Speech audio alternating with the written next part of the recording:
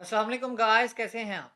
तो माई एनर्जीज को लेकर पूरी की पूरी स्टॉक मार्केट के ट्रेडर्स के दरमियान ऐसी कंफ्यूजन पैदा हो गई है जिसको दूर करना किसी के बस की बात मुझे लगता है ही नहीं। लेकिन उम्मीद है कि आज के बाद इस कंफ्यूजन को थोड़ा सा दूर किया जाएगा और आप कुछ ऐसे लोगों को भी देखें जो कि लॉन्ग टर्म इन्वेस्टमेंट को प्रेफर करते हैं और अच्छे स्टॉक्स में डिप्स आने पर आपको पेशेंस का सबक देते हैं। तो ऐसे लोगों को आप लाजमी देखा करें, ना कि उन लोगों को जो कि 2-4 दिन के बाद ही जब ही स्टॉक डिप्स पर आता है तो वो उस स्टॉक को एक बहुत ही बुरा स्टॉक कहने लग जाते हैं। मारी एनर्जीज ना हो गई जैसे कि कोई फलों की रेहड़ी हो गई कि मारी एनर्जीज तो रातों रात ही बिक जाएगी, डिफॉल्टर हो जाएगी। तो आप परेशान बिल्कुल भी ना होइए, वही मारी एनर्जीज है जिसका नाम पहले मारी पेट्रोलियम था। तो ये वही मारी पेट्रोलियम रही है जिसने 800% का बोनस अभी रिसेंटली ही अनाउंस किया है और एक ही टाइम में 135 रुपए का डिविडेंड। तो ये 1350% का डिविडेंड और 800% का बोनस पाकिस्तान स्टॉक एक्सचेंज में लिस्टेड किसी भी स्टॉक ने दिया है तो बात करें। अदरवाइज माही को इस तरह तो ना करें यार कि माही लुट गई है, बर्बाद हो गई है। माही तब तो बड़ी अच्छी लग रही थी जब उसने 800% का बोनस दिया और 2700 से 47 तक चली गई, लेकिन अब उसने थोड़ा डिप दे दिया तो माही इतनी बुरी हो गई। खैर, मैं तो माही को लेकर कुछ ज्यादा ही इमोशनल हो गया था। तो माही को लेकर आप भी इमोशनल ना होइएगा, बस पेशेंस का हाथ कभी भी ना छोड़िएगा। तो चलिए माही पेट्रोलियम के थोड़े से एनालिसिस करते हैं। तो माही पेट्रोलियम का हम लोग इसका फ्यूचर भी देखते हैं कि इसका फ्यूचर अभी कैसा दिखेगा ये 2025 के कंप्लीट ईयर में। 2025 के एंड तक ये स्टॉक कितना परफॉर्म कर सकता है। तो अभी ये सेकंड क्वार्टर के इसके रिजल्ट्स कैसे हैं ये भी हम देखते हैं। तो फर्स्ट मैं आपको पीएसएक्स की ऑफिशियल वेबसाइट पर माही की एनर्जीज की प्रोफाइल पर लिए चलता हूँ। तो ये माही एनर्जी का अभी तक का जो स्टॉक है वो 547 रुपीज तक आया है, जो कि इसने आज के दिन 29 जनवरी 2025 को 26.77 रुपीज का हाई दिया, मतलब के 5.14% का हाई, मतलब के माही 550 तक आ गई है।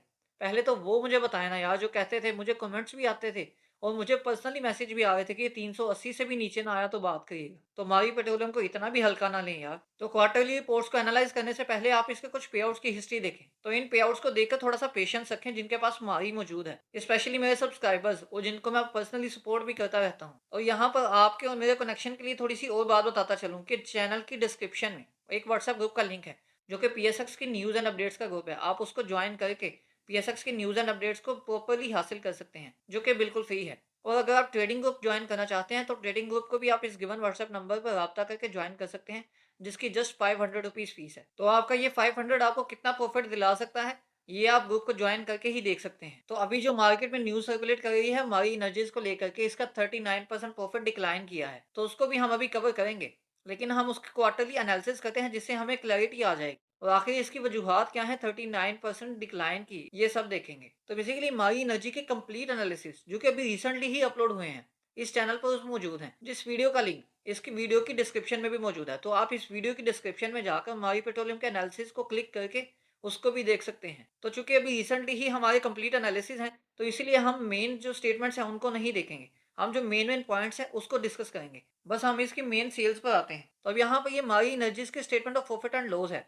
तो यहाँ पर इसको अगर हम देखें तो 3 मंथ्स जो पीरियड एंड हुआ है, तो यहाँ पर 3/12/23 के मतलब जो पिछला क्वार्टर है सेम ईयर का, जो 2023 का जो सेकंड क्वार्टर था उसको देख ले तो उसकी जो सेल्स थी वो 51 अरब थी, जो कि डिक्रीज हुई 2024 के ये सेकंड क्वार्टर में, मतलब कि जिसको 2025 का सेकंड क्वार्टर भी कहा जा सकता है, जिसका टेन्यूर है अक्टूबर से लेकर दिसंबर तक। तो अक्टूबर से लेकर दिसंबर तक का जो टेन्यूर है इसमें सेल्स डिक्रीज हुई है बनिस्बत पिछले साल के। तो पिछले साल में जो 51 अरब इसकी सेल्स थी वो डिक्रीज होकर 46 अरब तक आई। तो चूंकि इसकी सेल्स डिक्रीज हुई है तो यहाँ पर इसके एक्सपेंसेस भी डिक्रीज होने चाहिए। तो यहाँ पर जनरल सेल्स टैक्स जो है ये बेसिकली 2023 की निस्बत 2024 में डिक्रीज ही रहा है। इसी तरह जो एक्साइज ड्यूटी है वो भी डिक्रीज रही है। और अगर नेट सेल्स हम ओवरऑल देख लें तो यहाँ पर 41 अरब की जो सेल्स बन जाती हैं, जिनमें के टैक्सेस वगैरह माइनस है, और इसने पिछले साल की जो अर्निंग थी वो 45 अरब की थी, जो कि इस साल 41 अरब की रही। तो इसका अगर हम ओवरऑल को देखें तो ओवरऑल में बेसिकली जो इसका प्रॉफिट ऑफ द पीरियड है वो बेसिकली 11 अरब बना, जो कि सेम पीरियड लास्ट ईयर में 18 अरब का था। तो यहाँ पर इसका प्रॉफिट बहुत ज़्यादा डिक्रीज हो। तो यहाँ पर आपने कुछ नोट किया कि जो सेल्स हैं वो इतनी ज़्यादा डिक्रीज नहीं हुई, इसका जो प्रॉफिट आफ्टर टैक्स है वो बहुत ज़्यादा डिक्रीज हुआ है। तो इसकी अर्निंग पर शेयर ऑब्वियसली उसी हिसाब से डिक्रीज होनी थी। तो जो पिछले ईयर के सेम क्वार्टर में इसकी जो अर्निंग पर शेयर थी वो 15.29 थी, जो कि इस क्वार्टर में इसकी जो अर्निंग पर शेयर वो 9.30 है। तो इसका जो प्रॉफिट है वो बहुत ज्यादा डिक्रीज हुआ है। तो इसके हम रीजन देखेंगे। तो वो रीजन देखने से पहले यहाँ पर जो क्वार्टर वाइज कंपेरिजन था उसको हाफ ईयर कंपेरिजन भी देखा जा रहा है यहाँ पर। तो ये हाफ ईयर कंपेरिजन चूंकि आप देखें, चूंकि ये हाफ ईयर के रिजल्ट आने थे, जो कि इसने डिविडेंड कोई भी अनाउंस नहीं किया, तो यहाँ पर हाफ ईयर देखें तो ये वाला हाफ ईयर पिछले हाफ ईयर से थोड़ा-सा लो ही रहा है।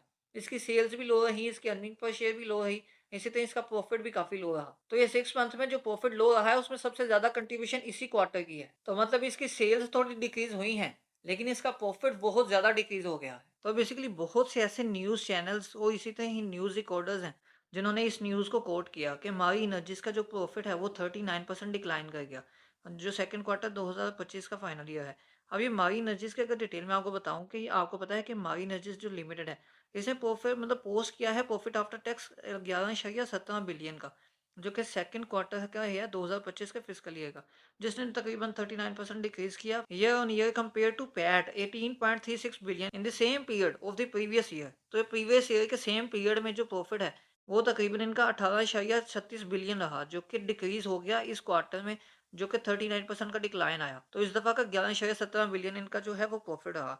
अब इसकी मैं आपको थोड़ी सी डिटेल दिखाऊं बोर्ड ऑफ डायरेक्टर्स वगैरह की तरफ से इनको क्या डिफेंड किया जा रहा है। बेसिकली इसके अकॉर्डिंग जो न्यूज़ थी वो ये थी कि इसकी जो अर्निंग पर शेयर वो थोड़ी डिक्रीज मतलब नॉर्मल रहेगी, जो कि 10 से 15 तक आएगी। लेकिन वो 10 से 15 तक की एक्सपेक्टेशंस वो बेसिकली ऐसा सच आई नहीं। तो यहाँ पर बेसिकली जो डिक्लाइन की जो रीजंस वगैरह बताई गई हैं, ये है कि लोअर रेवेन्यू उन्होंने जनरेट किया, लोअर रेवेन्यू तो जनरेट किया लेकिन वो इतना ज़्यादा लोअर नहीं था। And higher expenses during the period, ये जो हायर एक्सपेंसेस भी बने। अब ये हायर एक्सपेंसेस कौन से थे हम वो भी देखेंगे। अब ये माई एनर्जीज की जो ग्रोथ सेल्स थी वो डिक्रीज हुई 9%। तो यहाँ पर देखें कि 39% प्रॉफिट डिक्रीज, लेकिन जो सेल्स हैं वो जस्ट 9% डिक्रीज हुई हैं। लेकिन ये हम लाजमी देखेंगे तो यहाँ पर इस क्वार्टर में चूंकि इन्होंने कोई डिविडेंड अनाउंस नहीं किया था, तो इसी तरह ये इसकी न्यूज़ है। तो इसके ऑपरेटिंग एक्सपेंसेस वगैरह ये इसके बाकी जो चीज़ें हैं वो यहाँ पर मेंशन की गई हैं। तो ये मैं एक और न्यूज़ पर आपको लेकर आया हूँ जो कि मारी एनर्जी से रिलेटेड है, जो कि 42% का मतलब इन्होंने को एक्सपेक्टेड था कि ये डिक्लाइन आएगा, जो कि 39% का डिक्लाइन आया। 9.3 पर शेयर जो प्राइमरी इनकी जो है प्रॉफिट अर्निंग पर शेयर रही। अब यहाँ पर जो इनका डिक्रीज है वो हायर ऑपरेटिंग एक्सपेंडिचर्स की वजह से या हायर रॉयल्टी एक्सपेंस की वजह से आया। अब बेसिकली हायर ऑपरेटिंग एक्सपेंसेस भी हम लोग इसको मान सकते हैं, और हायर रॉयल्टी एक्सपेंस भी है। अब रॉयल्टी एक्सपेंस बेसिकली वो होता है कि हम लोग मतलब किसी की चीज़ यूज़ करते हैं उसको रॉयल्टी वगैरह प्रोवाइड करते हैं। तो ये मतलब एक जो ओनर होता है हम उसको एक्सपेंस वगैरह प्रोवाइड करते हैं। तो इसी तरह ये इसकी न्यूज़ ने भी बाकी एक्सपेक्टेशंस जो है वो लगाई थी, जो ये आगे इनकी डिटेल है। तो यहाँ पर रॉयल्टी एक्सपेंस को देखें जो कि तकरीबन 8 बिलियन का रहा, जो कि अप हुआ 39% ईयर ऑन ईयर बेसिस पर, जो कि 19% ऑफ द नेट सेल्स रहा, जो कि सेकंड क्वार्टर फिस्कल ईयर 2024 में था, पर 2025 में सॉरी, जो कि कंपेयर किया गया है उसको प्रीवियस ईयर से, जो कि 12% थी first quarter of the fiscal year में। तो यहाँ पर रॉयल्टी एक्सपेंसेस बहुत ज़्यादा आए हैं, तो उम्मीद है कि कंपनी अपने रॉयल्टी एक्सपेंसेस को थोड़ा मिनिमाइज़ करेगी या इस पर थोड़ा-सा कंट्रोल करेगी। और इसी तरह यहाँ पर जो ऑपरेटिंग एक्सपेंसेस हैं वो क्लॉक किए गए हैं, वो जज किए गए हैं, जो कि 15 बिलियन। अब ये भी तकरीबन अप हुए हैं 115% ईयर ऑन ईयर बेसिस पर, जो कि 37% ऑफ द नेट सेल्स रहे सेकंड क्वार्टर फिस्कल ईयर 2025 में, जो कि अगर हम इसको कंपेयर करें इसके प्रीवियस पीरियड से, तो ये तकरीबन 18% ऑफ द नेट सेल्स रही थी, जो कि फर्स्ट क्वार्टर 2024 के फिस्कल ईयर में थी। तो यहाँ पर ये ऑपरेटिंग एक्सपेंसेस और रॉयल्टी एक्सपेंसेस मेन रीजन रही इसका जो पैट है उसकी डिक्लाइन की। इसकी अर्निंग पर शेयर डिक्रीज हुई, इसका जो प्रॉफिट डिक्रीज हुआ है, इसकी ये मेन रीजन थी। तो ये जस्ट एक्सपेंसेस हैं, एक्सपेंसेस की बिहाफ पर इसको थोड़ा सा जो प्रॉफिट है वो डिक्रीज हुआ है। अदरवाइज एज सच कोई कंपनी को इश्यू नहीं है। तो कंपनी अगर ओवरऑल देखें हम तो एक्सपेंसेस की बिना पर नीचे आई है, लेकिन ये कंपनी नीचे आने वाली नहीं है, चूँकि इतनी अच्छी कंपनी कि हम इसको बहुत अच्छा कंसिडर कर रहे हैं, और बहुत अच्छी कंपनी है भी, जो फंडामेंटली भी बहुत अच्छी है। तो हम इसमें इन्वेस्टमेंट जो है लॉन्ग टर्म प्लान कर सकते हैं, जो कि हमें एक प्रॉफिटेबल इन्वेस्टमेंट ही साबित होगी। तो अभी के लिए जो स्टॉक की प्राइस की बात करूँ तो स्टॉक की प्राइस अभी आपको जिस रेट पर मिलेगी ये बहुत अच्छा स्टॉक की प्राइस है। तो अब यहाँ पर भी आप इसको बाय कर सकते हैं, लेकिन आप थोड़ी सी अमाउंट इसके लिए होल्ड रख सकते हैं कि थोड़ा सा कैश पर रहें, और थोड़ा सा नीचे आने पर इसको डिप्स पर भी बाय करें। लेकिन ये एक्सपेक्टेशन आपकी बिल्कुल गलत है कि ये कोई 380 400 तक इतना आएगा, तो यहाँ पर आना इम्पॉसिबल है। तो आपको वीडियो कैसी लगी? वीडियो को लाइक और दोस्तों की हेल्प के लिए शेयर लाजमी करें। और ऐसी मजीद वीडियोस को देखने के लिए या कंप्लीट एनालिसिस को देखने के लिए या टेक्निकल एनालिसिस को सीखने के लिए आप इस चैनल को सब्सक्राइब लाजमी करें।